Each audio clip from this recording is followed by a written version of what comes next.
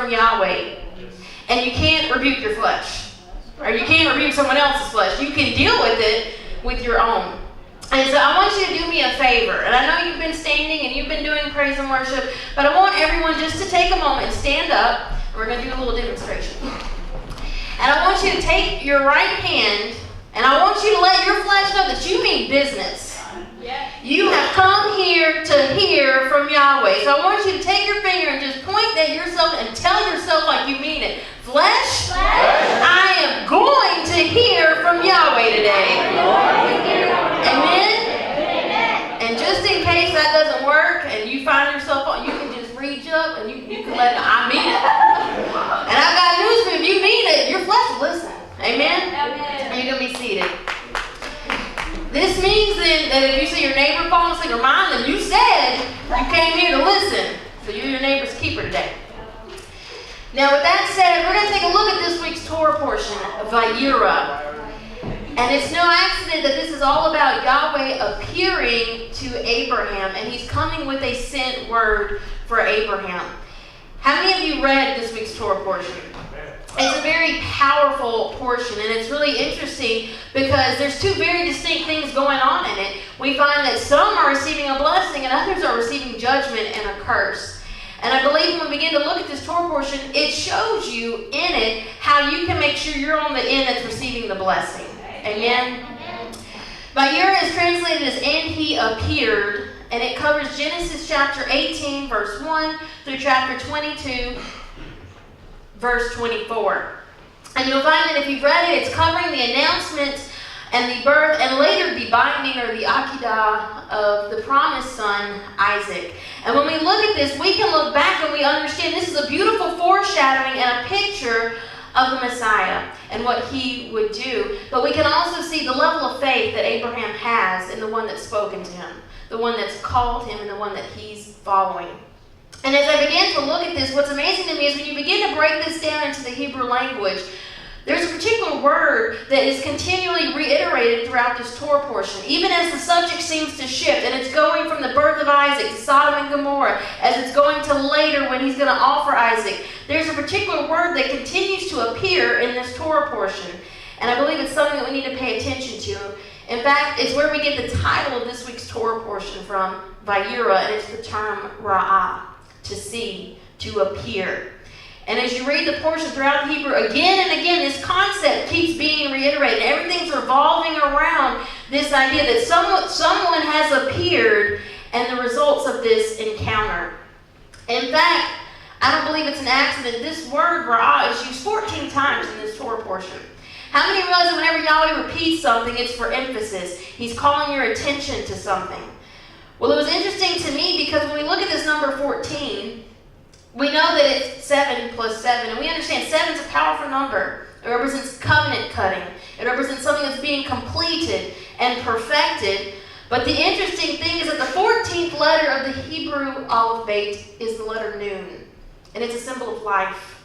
It's also a symbol of his word and his seed. And as we see it causes us to ask the question, before we begin to delve into this Torah portion and look at what it means when Yahweh chooses to appear before Abraham, could it be that the way we appear before him, or the way we handle ourselves when he appears, the way we handle him, the way we conduct ourselves in his presence, do you think that just maybe it's going to affect the word that's going to be given to you? Do you think that just maybe it's going to affect your manner of life, that the way you conduct yourself when he appears has the potential to change your circumstances? That's a very powerful concept, isn't it? How many realize that every single Shabbat, when we come before him, it's a divine appointment? In Genesis, at the very beginning, he already set the pattern and he set the precedent that Shabbat would be the day that he would appear to commune with his people. He's promised to show up. And so as we begin to look at this Torah portion, everything that we read and begin to look at what it means when he appears, what it means when he shows up, we can now plug that into every single divine appointment that we have with him ourselves. And Shabbat is one of the most repeated. So as we begin to look at this Torah portion, let's think about that. When we come to Shabbat, you're coming because there's going to be a Vayera. He's going to appear. Now that's very very powerful. Have we become so desensitized to his anointing that when we come, it's just something that this is a routine, it's just what we do, and it's not really a life-changing experience? Or is it a Vayera, that we walk out of where he appeared, he changed me, something has happened within me, a sent word was delivered and it's been planted into me, and it's going to change my circumstances because he appeared. Amen? This is what this Torah portion is about. It's about a wake-up call to his people, reminding us that when Yahweh appears on the scene, some things are going to change. Something's going to happen. Amen? Let's look at Genesis chapter 18, verse 1. And in fact, we're actually not going to get too far past this verse. When you begin to look at this verse in the Hebrew, you'll find that so much is encased in it that you can really sum up the entire Torah and redemption plan of Yahweh right here in this verse and what's taking place in the Hebrew language. In Genesis chapter 18, verse 1, it says, And Yahweh appeared unto him in the plains of Mamre, and he sat in the tent door in the heat of the day. Now, to give you some background, we know that in the previous Torah portion, Abraham was commanded to circumcise not only himself, but his whole household. And this is about 3 days later. So Abraham, from the flesh and his physical condition, is not doing the best. He's in a weakened condition. And yet he was given a promise by Yahweh and a command that he's obedient to. And here we find Yahweh showing up on the scene. And Abraham's about to be given a sent word. He's about to be given some direction. He's about to be given an update on the promise. How many of you right now feel like maybe you've been waiting a while, you've been given a word from Yahweh, but it seems as if it really hasn't arrived yet, and you're in need of a Vayera. You're in need of him appearing to remind you and give you an update. This is where we're at. And by the way, when I return in a year, it's going to be done. Amen? Well, let's look at this word in Hebrew. And he appeared. It's where we get the title of this Torah portion, Vayera. It's Strong's number 7200, Ra'ah. Say that with me. Ra'ah. It means to see, to look at, to perceive, to consider, to regard, to learn about, and it can have the sense of that the reason you're looking at whatever you're looking at, that you're seeing it and looking at it so that you can learn it, so that you can know it. It's dealing with an intimate knowledge of whatever it is that you're inspecting, perceiving, whatever it is that's being presented before you. And so you'll find this term ra'ah has a lot more to do than just a casual glance. It has to do with something, this encounter, that you're intently looking at whatever has appeared and come before you. The interesting thing, though, is that this term ra'ah is the word that seems to completely define this entire Torah portion. We see that Yahweh ra'ah, he appears to Abraham here at the beginning, and later this same word is used to describe how he appears to Sodom and Gomorrah to visit them. And we find that there's two very different results off of these appearings, isn't there? We find that Abraham, when Yahweh appears, he's reminded of the promise. And we find that Abraham is given a specific date. This is when it's going to be fulfilled in your life. On the other hand, when he appears to Sodom and Gomorrah, there's judgment that takes place. And as you continue to look at this term ra'ah to understand what's so important about this appearing, about perceiving, about understanding, considering, and watching, the interesting thing is that later this same word is used to describe when the blessings and the curses would be presented before Israel to choose. And with that understanding, we begin to look at this Torah portion. My goodness, isn't the same exact thing taking place? Yahweh ra'ah, he appears, and we find that one is being demonstrated the blessings, and the other is being demonstrated the curses for naught. The interesting thing is that this term ra'ah is actually the title of the Torah portion where the curses and the blessings are found. It's in the Torah portion ra'eh, coming from the same root. There's a connection that begins to evolve here. In Deuteronomy chapter 11, verse 26, Israel was told, Behold, ra'ah, I set before you this day a blessing and a curse. And it had to do with whether or not they were going to be obedient, to keep and to guard and to do the Torah. And as we begin to look at this, you may go, well, what in the world does Israel later, having the blessings and the curses presented before them, what does that have to do with Abraham here? With Yahweh appearing to Abraham now? Do you think that just maybe this encounter, this Vayera, this appearing, has to do with the blessings and the curses being presented before Abraham? And then we have to ask ourselves the question, if it does, and this is about a choice that's being presented to Abraham when Yahweh appears before him, this day I'm setting before you blessings and curses.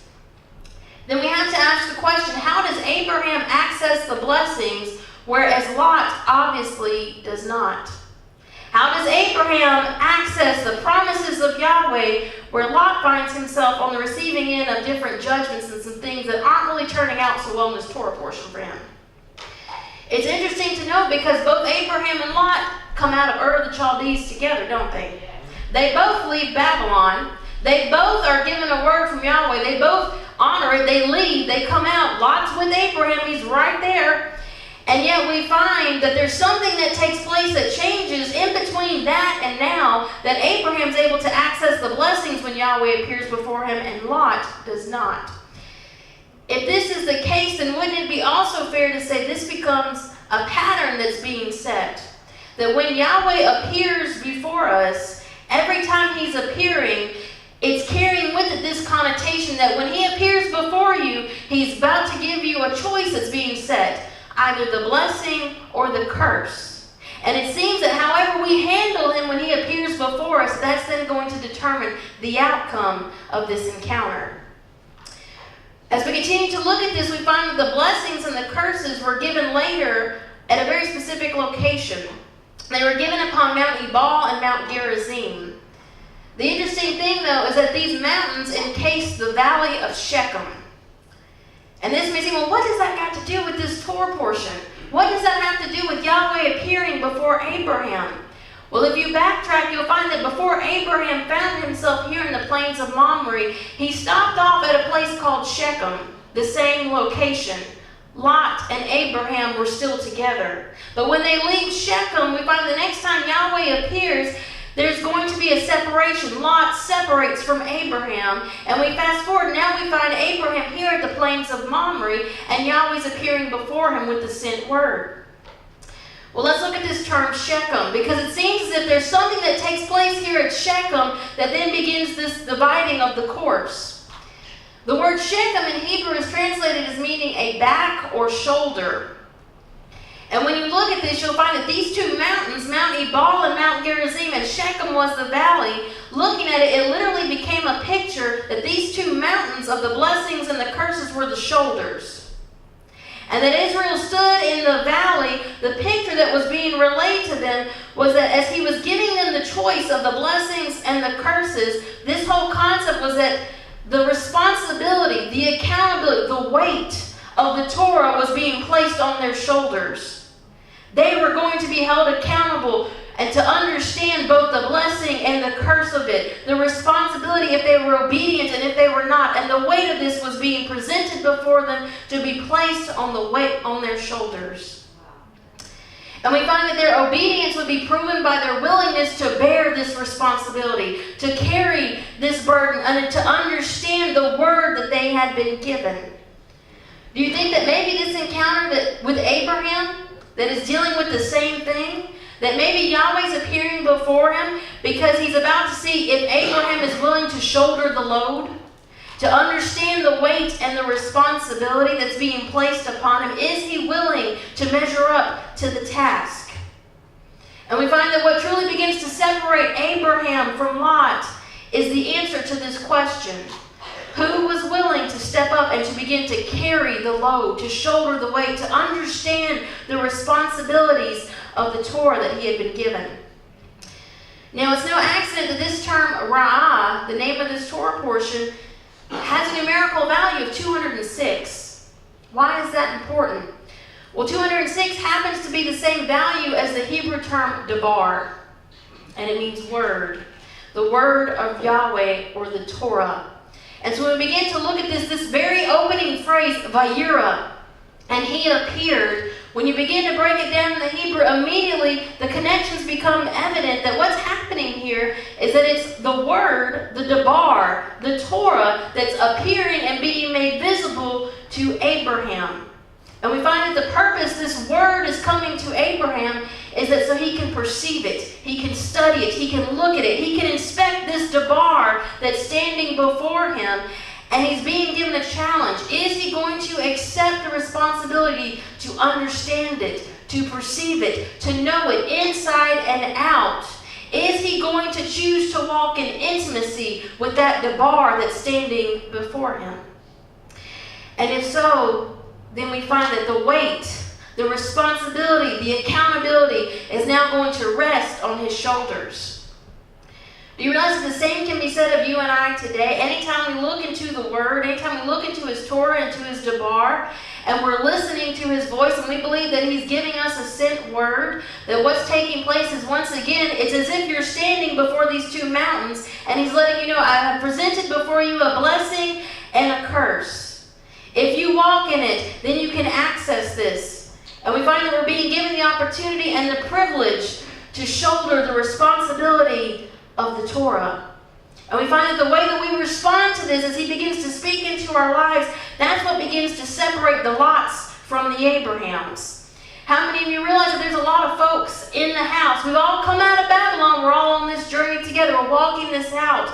But how many of you can begin to see that what's taking place is that as the word continues to go forth, and we're getting closer to standing before him, that what's happening is there's beginning to be a line of demarcation that's drawn in the sand. Who's going to shoulder the weight of the Torah? Who's going to shoulder the responsibility of understanding the blessings and the curses that are found in this sent word? Who's willing to take this on? As we continue to look at this, it's interesting because the term ra'ah, it can mean more than just to look at something, but it actually conveys the concept of something becoming visible and therefore understandable and perceivable. In other words, when he appears before Abraham, it's not just that he's visible, that now he sees him, but the concept behind this is that when he appears before Abraham, now he's being given understanding. Now he's able to perceive and understand this. If you continue to look, you'll find that the term ra'ah also functions as an exclamation. It's similar to the term hanei, and it means behold. In other words, at the very beginning of this Torah portion, the first words that are uttered is behold, pay attention. Shake your neighbor, tell him, behold, pay attention. Why? Because you're about to be given the ability to understand and to perceive something. You're about to see the debar, a sent word. You're about to be able to understand it, to see it, to inspect it. Here, though, as we continue to look, it's interesting because the name of this Torah portion, ra'ah, it's conjugated as Vayera. And if you break this word apart, it's Vav, Yod, Resh, Aleph. The letter Vav is a prefix. It can mean and. It's a joiner, a connector. But there's some interesting things about this Hebrew letter Vav. You'll find that grammatically, when the Vav is prefixed to a verb, it has the ability to change its tense from past to future or future to past. And you may wonder, what does that have to do with this? Why is that important? Well, you'll find that, and to use it as an example, let there be light, yehi or. When you add that letter Vav as a prefix, vayahi or, it means there was light. In other words, when you see this letter Vav being joined here at the very beginning of this Torah portion, it's letting you know that as this Vav's being attached, that what's been spoken, that what's been promised, when this Vav is added to it, it's now becoming a reality. Let there be, now there is. And that's very powerful because Yahweh's coming with a sent word for Abraham. Something that's been spoken, something that's been promised. And when he sees this Vav attached to it, it was indicating that what's been spoken, what's been promised, is now about to be made a reality. Amen? We have to ask him, what's Yahweh trying to connect for us? What does he want us to perceive and to understand? What's about to be made a reality? What word have we been given? What promise? What's taking place here? Well, this Vav is attached to the Yod, Resh, Aleph. In Hebrew, even though it's connected to the root Ra'ah, it actually forms its own word. It forms the word Yoreh. It means to fear, to revere, or to be afraid. And when we look at this from our English concept, it's really difficult to understand how do we fear Yahweh. Because we're told in the scriptures that the fear of Yahweh is the beginning of wisdom. Yet how do we properly fear him? Does it actually mean that we're trembling and afraid before our king, the one that we're supposed to be walking intimately with, the one that has Vayera, the one that has appeared before us? What does it mean from the Hebrew concept? Well, when you begin to look at this word, you'll find that as you break it down, that the meaning of this word, it has to do with the observing of an external force, which is about to change the observer to the core. And if you feel an aversion to this change, if you don't trust this force that's about to cause this change, then the first response is fear. Because we always fear the unknown, don't we? Yes. But if you trust the force, if you trust the one that's standing before you that's about to cause this change, then Yareh is no longer fear. Yareh is now awe. Yareh is reverence. Yareh is standing in awe of what's about to take place because there's something that's about to change. So when you see this statement, Vayera, describing the way that Yahweh is appearing before Abraham, and remember, it's the same word used to describe how he appears at Sodom and Gomorrah.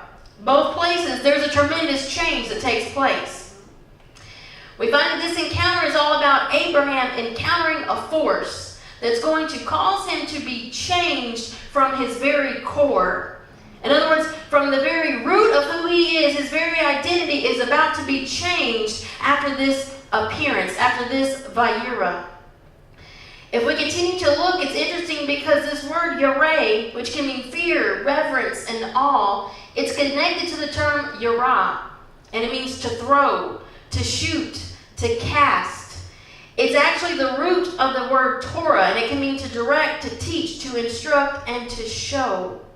So when you see the statement Vayera, we have to ask the question, could it be that what's taking place here is that Abraham is about to have an encounter with the living Torah? He's about to encounter the Vav personified, the Messiah, who has the ability to make the promises a reality in his life. And we find that, remember that Vav, whatever's been spoken, whatever's been promised, when this Vav shows up, when the Messiah is on the scene and he's appearing before Abraham, it was sending the message. Everything that was promised is about to be made a reality right now. And we find that all of this is depending, this encounter that he's coming is depending on whether or not Abraham has been willing to shoulder those covenantal responsibilities. It's interesting because the phrase Vayera has a value of 217, and it just so happens it's the same value as the Hebrew word Torah, and it means a burden, to cast upon or to place a load upon. Do you think that maybe when we begin to apply this to our own lives, that if we've been given a promised word from Yahweh, and the Vav man shows up, which by the way, every single Shabbat, when we come here, it should be a divine appointment. You should be expecting the Vav to show up. You should be expecting to have a Vayera, an appearing of the Most High. That when this takes place, whether or not these promises are going to be made a reality in your life, he's going to be inspecting and looking at whether or not you've been willing to walk this out. And whether or not you've been willing to shoulder the covenantal responsibilities and walk in intimacy with him. As we continue to look, the interesting thing is that the first time this word Yareh is used in connection with Abraham is in Genesis chapter 15, verse 1. And the statement is made that after these things, the word of Yahweh came unto Abram in a vision, saying, Fear not, Abram, Yareh. I am thy shield and thy exceeding great reward. And we find that what ensues is a conversation that deals with the fact that Abram has no heir. And remember, that's exactly what this encounter is about as well, isn't it? It's about a promise that's been given that has yet to have been made good on. And in this conversation, we find that Abraham is worried and concerned because Yahweh's promised to make of him a great nation, and yet he has no heir. Is his servant Eliezer going to be the one that's going to inherit and carry all this on? And yet we find that during this conversation, Yahweh promises, he gives him a proof and a surety that he's going to make good on this covenant. And we find there's the covenant cutting ceremony of the covenant of the pieces. But the reason this verse is important is that when you begin to look at this in the Hebrew, you'll find that this verse Fear not, because I'm your shield. I'm your exceeding great reward. That there's a clue that's being given here. And in this verse, you'll find that he begins to explain and break down how you're to shoulder the load, the weight, the responsibility of the Torah. How that can be possible so that you can access that promised word, so that you can access those blessings and have that Vayera, that appearing before you. Because how many realize that from the natural, when we're walking in our flesh, this can seem like an insurmountable task that's been set before us, can it? I'm supposed to shoulder the weight of this? I'm supposed to be able to carry this? Surely it's impossible. Surely we can't do it. And we find that it went even further than that to where it's become known as bondage. And yet, here in this verse, he's about to give you a clue of the proper way of how you can truly shoulder and carry the weight of the Torah. Matthew chapter 11, verse 30, the Messiah makes the statement, "For my yoke is easy and my burden is light." Why? In this verse, you're about to find out. He makes a statement, Yahweh, fear not, Abraham. Don't be afraid of this change, this force that you're encountering that's about to change you to your very core. Why? Because I'm your shield and I'm your great reward. The word shield in Hebrew is magin. Say that with me. Magin. And it means a shield, a buckler. It's a cognate of the word, though, that means to deliver up, to give, to deliver, and it comes from the root ganan, that means to cover, to surround, to defend, and to cover or to protect. The interesting thing is that this word magin has a numerical value of 93. It's the same value as the Hebrew term huppah. A lot of you are familiar with the huppah. If you've ever been to a Hebrew wedding, you know that they stand under this canopy, this covering, and it's referred to as a huppah. It also is referred to as the bridal chamber, the place of intimacy. Why is this important? He tells them that I'm your shield. It was literally saying, I'm going to defend you, I'm going to cover you, I'm going to surround you, and as long as you remain under the huppah, as long as you remain in this place of intimacy, choosing to walk in covenant side by side with me, then you can have no fear. Because your magin, your shield, your covering is Yahweh. Amen?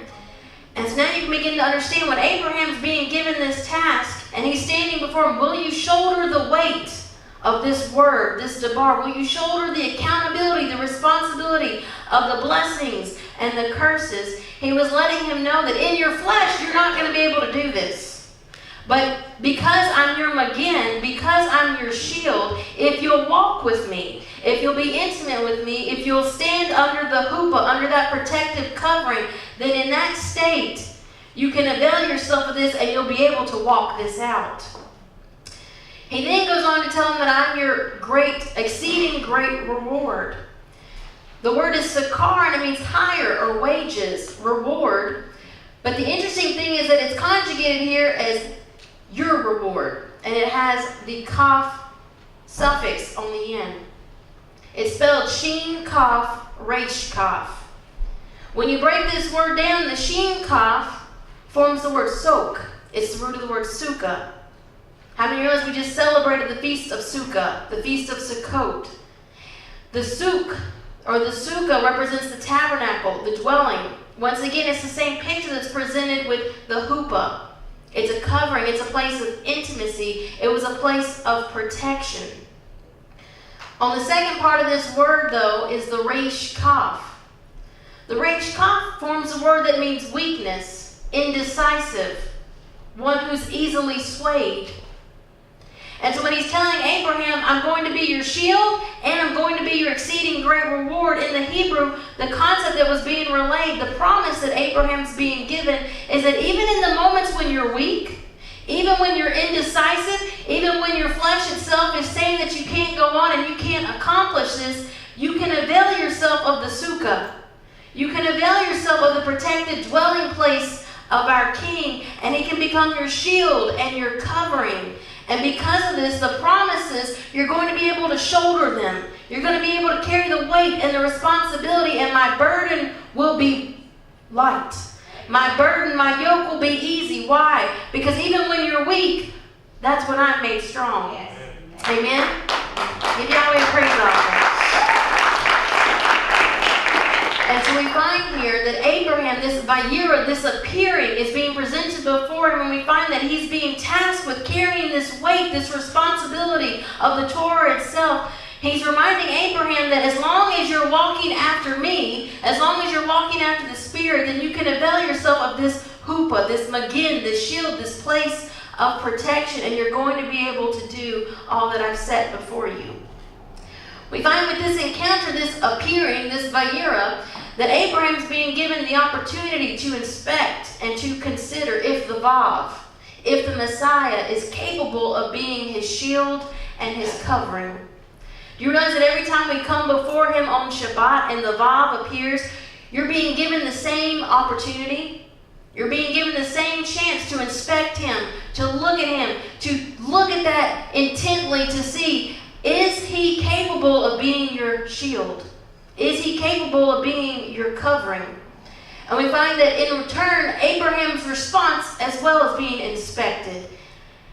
He's being looked at. He's being perceived and understood by Yahweh. Will he fear the responsibility of walking in this level of covenant, or is he going to trust the one that's appearing before him? Will he shoulder the weight or not? It's interesting because this is juxtaposed to the encounter that Lot has in the very next chapter. Vayera, Ra'ah, the same word, the same terminology is being used. The interesting thing is that the name Lot means covering. And it deals with the fleshly, carnal covering. And so we find that what you see taking place here is as he juxtaposes Abraham and Lot, we find that Abraham's been given a promise and he's told that if you walk in this, I'll be your covering. I'll be your shield. I'll be your huppah. I'll be your sukkah. And on the other hand, we find the individual of Lot, who represents one that has a fleshly, carnal covering. And we find that as he's walking after the flesh, he can't walk this out. And so we find that this Vayera, this appearing, has everything to do with a blessing and a curse that's being presented. Life or death. Does the appearance of the king before you shake you to your core and cause a change on the inside of you that causes you to run after him? Or are we content to remain in our fleshly, carnal covering, doing what feels good to the flesh? We find that Abraham's answer is found in where he's choosing to dwell and where this encounter takes place. We're told that he's sitting in the plains of Mamre, in the tent door in the heat of the day. And we're going to look at that word plains, where this Vayera, where this appearing takes place. The word plains in Hebrew is alon. It means a tree, a grape tree, or a terebinth tree. The interesting thing with the terebinth tree is recognized and seen in connection with covenant cutting. Anytime they would cut a covenant, they would plant the terebinth tree. It was along the tree. It represented the fact that a covenant had been cut. The interesting thing, though, is what is this covenant dealing with? This same location, the plains of Mamre, happened to be where Abraham had previously built an altar in Genesis chapter 13, verse 18. And he builds this altar after separating from Lot. Now remember, Lot represents the flesh. When he separates from Lot, what was taking place, it was a spiritual circumcision that took place. Abraham was choosing, I'm not going to walk after the flesh, I'm going to walk after the Spirit. And we find that when this takes place, he comes to the plains of Mamre. And now, we fast forward to this week's Torah portion, and we find that in the previous chapter, Abraham has now circumcised himself physically. And where is he at again? He's here again. He's at the plains of Mamre.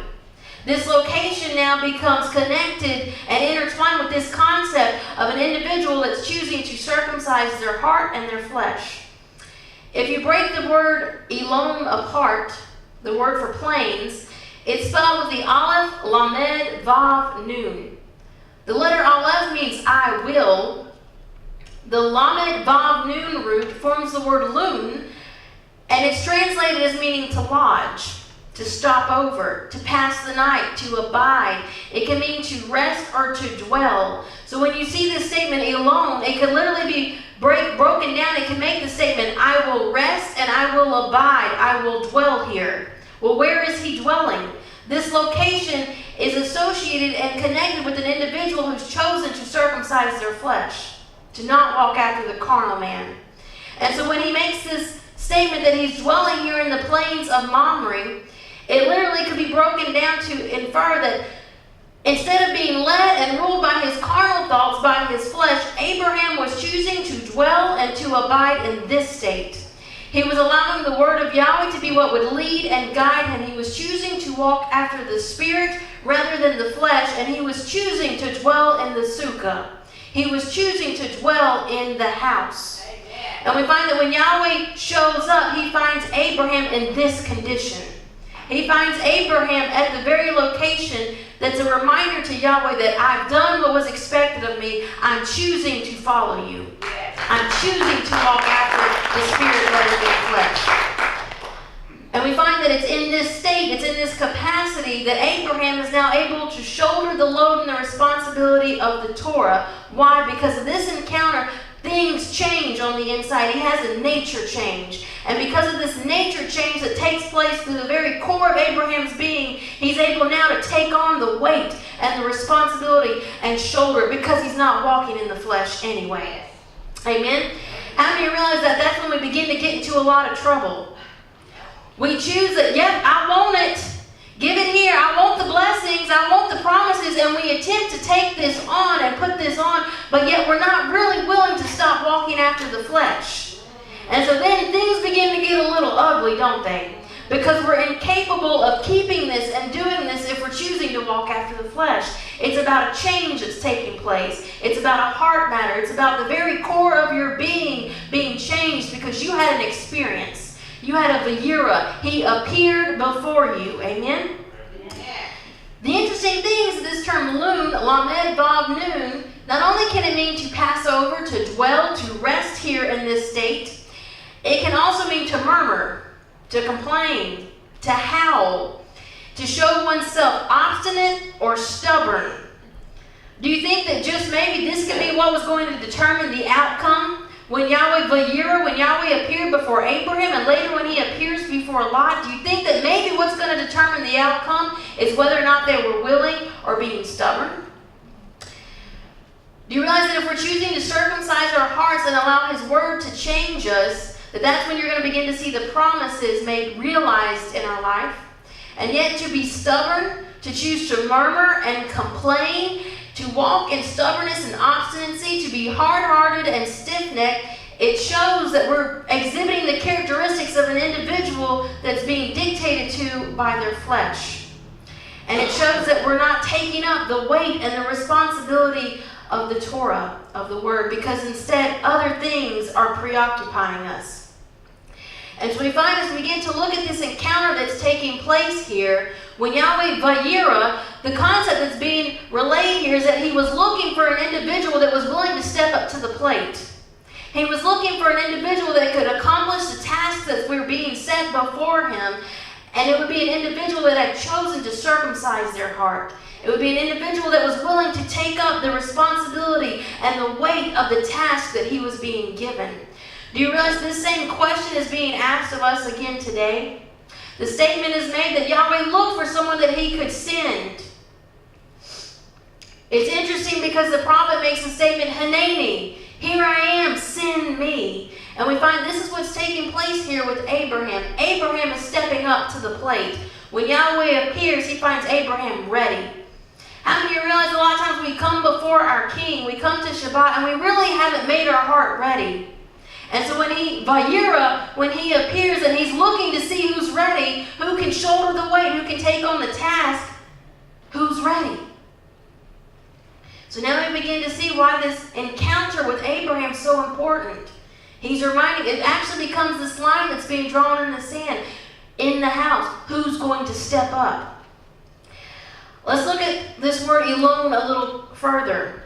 It comes from the root ul, and it means prominence, strength, power, to proceed or to go before. And we find that the concept that's being related is that your strength can be found when you allow Yahweh to be your shield and your covering. He's the one that He's the one that will precede you and go before you. In fact, this word is connected with the concept of to roll. And in Hebrew, to roll, it doesn't just deal with, we rolled a ball across the floor. But to roll in Hebrew dealt with the concept of something being rolled away.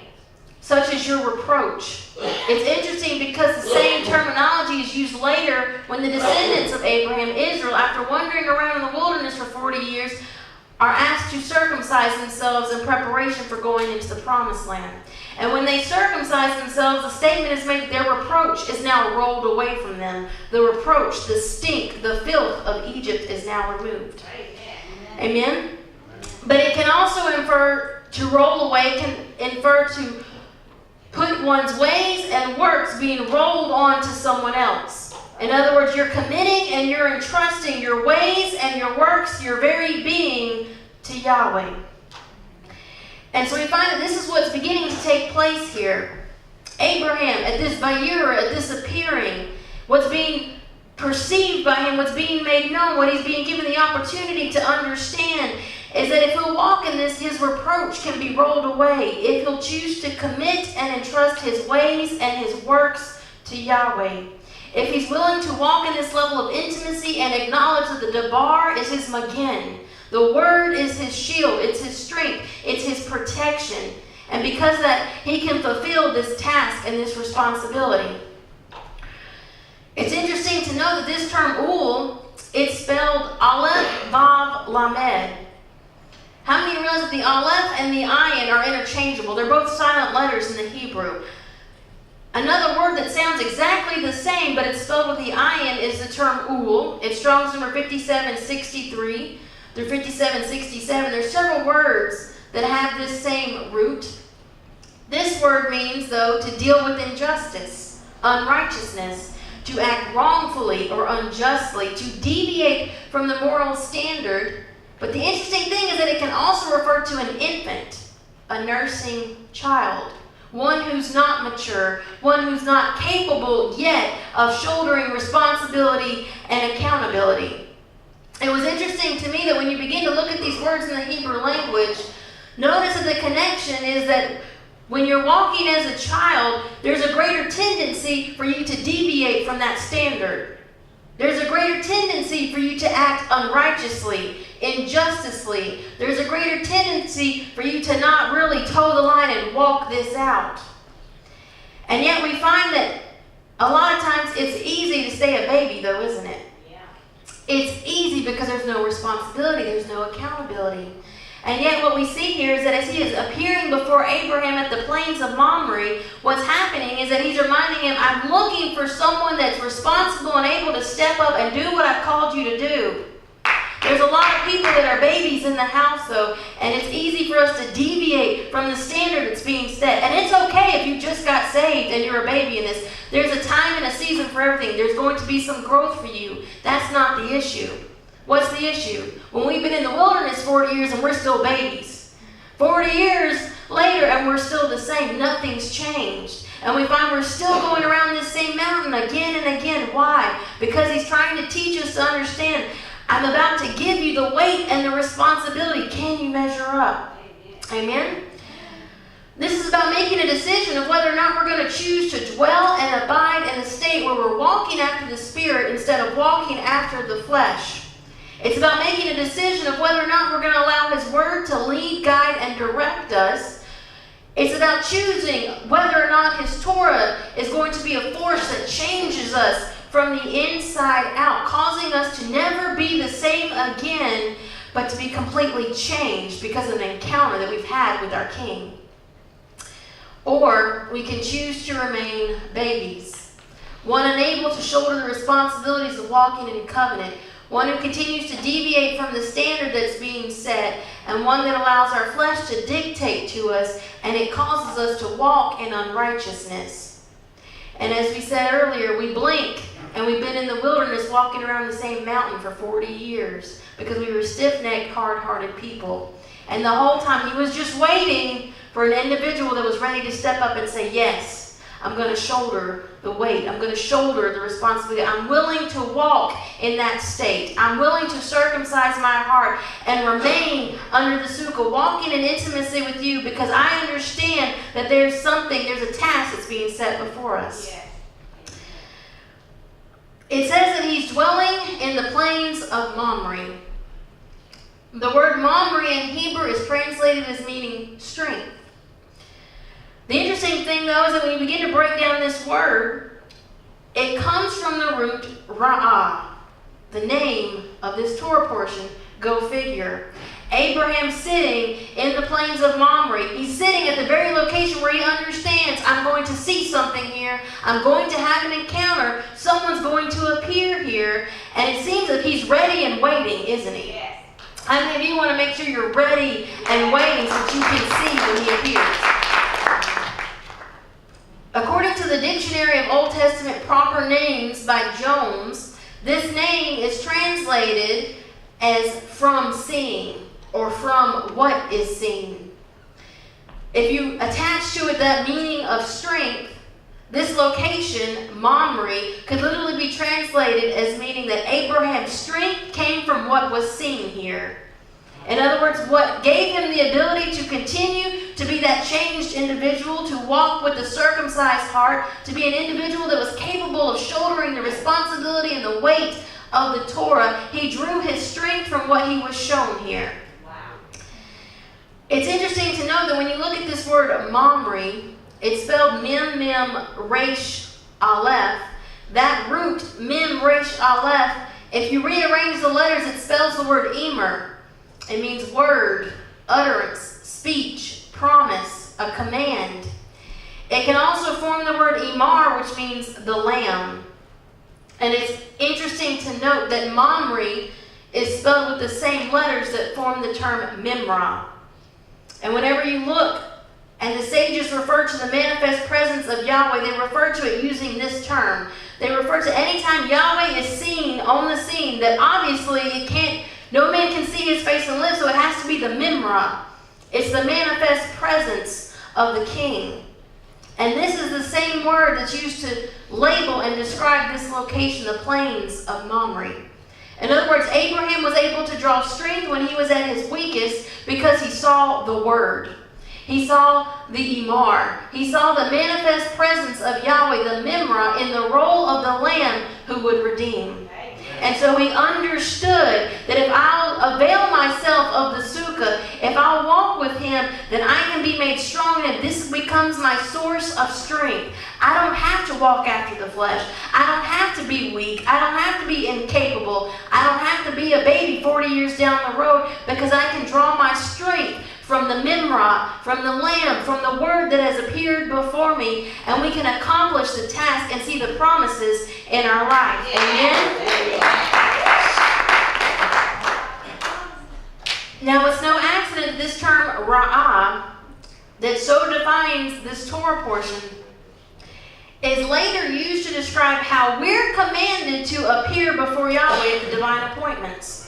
It's specifically used describing the pilgrimage festivals. When they were to Ra'ah, they were to appear before the king. In Deuteronomy chapter 16, verse 16 and 17, you see this alluded to. But it's interesting because he adds a stipulation to this verse. It's not just about you showing up. We got that part down, at least some of us. But it then goes on to say, they shall not appear before Yahweh empty. Every man shall give as he is able. It gets really quiet. Uh-oh. We're going to talk about tithes and offerings. Uh-oh, here it comes. We knew it was coming.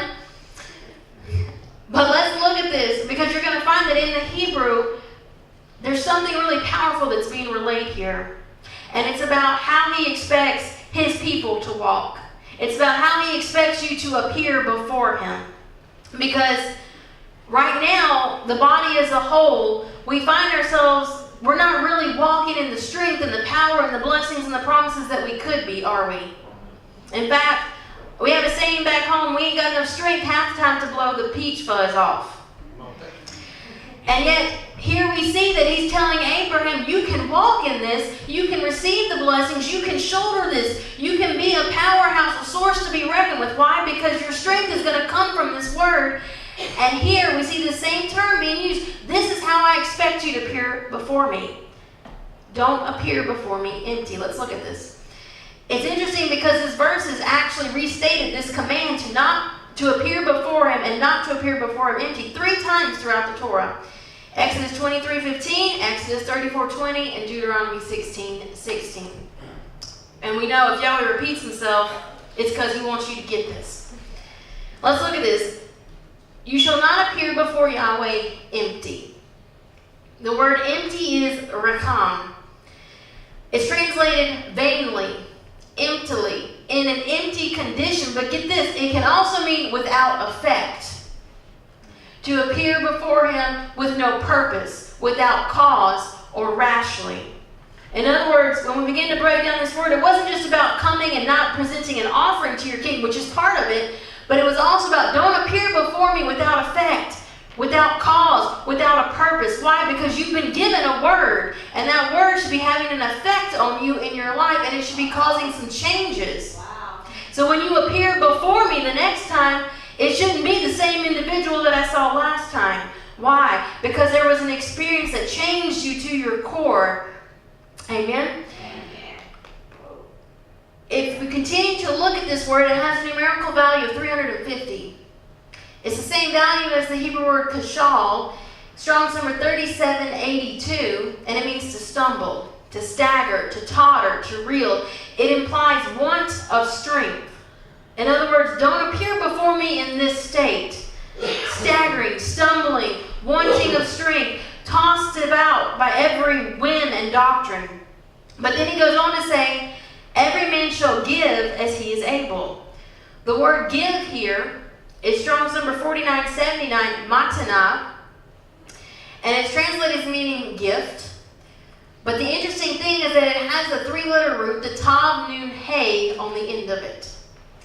And it forms the word tanah, Strong's number 8567. Tanah means to commemorate, to rehearse, to recount, to tell again. It means to praise and to celebrate. It can indicate the retelling, the narrating, and the recounting of great events that Yahweh accomplished for his people. In other words, this statement, when we begin to break it down in the Hebrew, what he's revealing to us is the way we're to appear before him. And by the way, the Shabbat is the most often repeated divine appointment. Every single week we're being given this rehearsal so that we can get it right, that when we come, we're coming before him in the proper manner. And we're told the way that we're to appear before him is not empty, is not without purpose or effect. We should not appear before him stumbling to and fro with want of strength, easily blown about by any wind, but we should appear before him ready to praise and to celebrate and tell the great events that Yahweh has accomplished on our behalf, because we've chosen to draw our strength from his word and we understand that he is our shield. Amen? How many of you realize that if we began to appear before Yahweh in that manner, what kind of change it would have on the body as a whole? We're told later in the scriptures that he inhabits the praises of his people. In other words, if you'll appear before me in this manner, if you'll appear before me ready to praise and to tell the great works, because you know you've been given a word, you know you've been given a promise, and you come together corporately and you begin to praise me, I'm going to show up. There's going to be a Vayera, a appearing. And when you walk out of here, if you're like Abraham and we've not hardened our hearts to it, then you're going to be changed to your very core. And you're going to become an individual that's able to walk after the Spirit, not after the flesh. And you're going to be able to shoulder the weight and the responsibility of the covenant that you're being given the opportunity to have. Amen? This same term is used in Isaiah chapter 55, verse 11. And we actually looked at this verse last week. It says, so shall my word be that goeth forth out of my mouth. It shall not return unto me void. It shall not return unto me rekam. But it shall accomplish that which I please, and it shall prosper in the thing whereto I sent it. In other words, to appear before Yahweh empty, rekam, was an indicator that we've chosen to reject the word that he was sending for us to draw strength from. And because of that, we remain in the weak state of our flesh, stumbling, easily tossed to and fro. And now you can understand why he makes this statement. Don't appear before me empty. Why? Because I've sent you the word. I've sent you the tools. You have everything you need to be a victor. You have everything you need to accomplish what I'm calling you to do. All you have to do is choose to avail yourself of it. All you have to do is choose to enter into the sukkah, under the huppah. All you have to choose to do is understand that I'll be your Magen. I'll be your shield. And yet, if we choose to remain in our flesh, then you'll come before him recham, empty, without purpose, void, and vain. And now you can begin to understand why Lot's results drastically differed from Abraham. Lot's very name indicated an individual that was walking after their fleshly, carnal nature. Abraham, on the other hand, chose to circumcise himself, dwell and wait until there was an appearing and a sent word was going to be made good on. Now this encounter, we find that after Yahweh Vayera, this whole encounter dealt with the birth of Isaac. Because ever since Abraham has left Ur of the Chaldees, he's been given a promise that Yahweh is going to make him a great and mighty nation. And up until this point, Sarah is barren. They have no seed. They have no heir. There's no promised son. Interestingly enough, Abraham takes matters into his own hand in last week's Torah portion, and there's a son of the flesh. And yet now Yahweh appears before him, and he's reminding him that in your flesh, you're not going to be able to accomplish this. You're not going to be able to do this, but I'm coming to remind you because I've given you a sent word, and it has to do, there's going to be an Isaac. The name Isaac is translated, it comes from the word Yitzhak, and it's translated as meaning laughter, or he laughs. It's interesting because we find that both Sarah and Abraham both laugh when told that finally Yahweh is going to make good on his promise. But yet when you break this name apart, it presents a very powerful meaning. In fact, Yahweh himself names Isaac. He tells him, you're going to call him Yitzhak. You're going to call him Isaac. Was it just a reminder that they laughed and that it just seemed so amazing that Yahweh was going to be able to do this, or does his name convey something more? The name Yitzhak is spelled Yod Zadi Ket Kuf. The Yod Zadi root conveys the idea of bursting forth, something that's birthing, blooming, bursting. The Ket Kuf root forms the term chok, and it means statute, ordinance, or decree, and it specifically is used to refer to the statutes of Yahweh that are found in his Torah. The interesting thing is that this ket kuf root comes from the root word which means to cut into, to inscribe, to engrave, or to portray. In other words, when he tells him his name is going to be Yitzhak, his name is going to be Isaac, the name of Isaac declared that through the circumcision of Abraham, through the choice that Abraham made to walk after the Spirit instead of his flesh, the choice that Abraham made to search that debar and to shoulder the load, that because of that came the birthing and the bursting forth of the Torah. In other words, if we'll choose to deal with our flesh, if we'll choose to circumcise our hearts, if we'll choose to begin to shoulder the responsibilities of the Torah and make the decision, you know what, I'm going to grow up.